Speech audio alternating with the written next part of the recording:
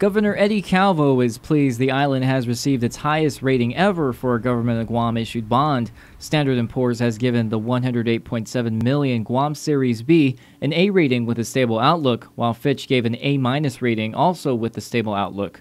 During a press conference at the governor's chambers, Calvo, along with Minority Leader Senator Frank Blas Jr. and Guam Economic Development Authority Administrator Sen Pangelinan, says he feels positive about the good news. With that, it just will help us and assist us as we market these bonds in the next couple of weeks. We anticipate even better interest rates than what was received in the Series A. Senator Blas also says he agrees with the governor that this will help get Gov Guam on solid footing and give the money that is owed back to taxpayers. He compares it to restructuring debts at lower rates in a person's household. A lot of times you hear people say we got to worry about the future.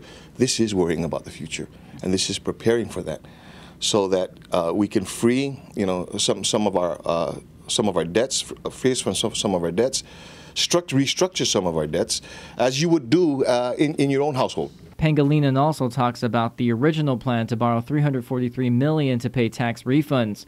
And while some things have changed in executing it, he says the goal remains the same. He mentions their team is preparing to pre-market and price the bonds during the latter half of this month. The money is expected to be in the bank the first week of June. With the 4.94% that we received last November, we're very, very hopeful that that this time around, we'll get at least that, or hopefully even better ratings combined. Pangelinan notes the tax refund money should be distributed no later than mid-June, but not everyone will receive their money because only 50 to 60 million is available.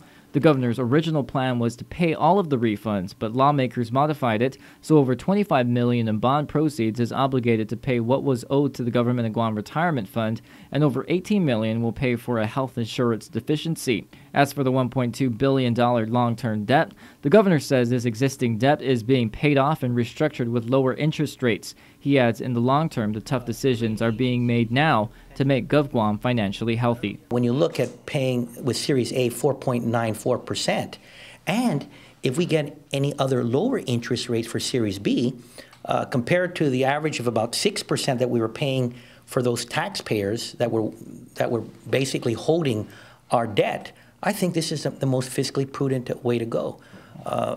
It's important that now that as we pay off all this accumulated deficit, we don't get it back.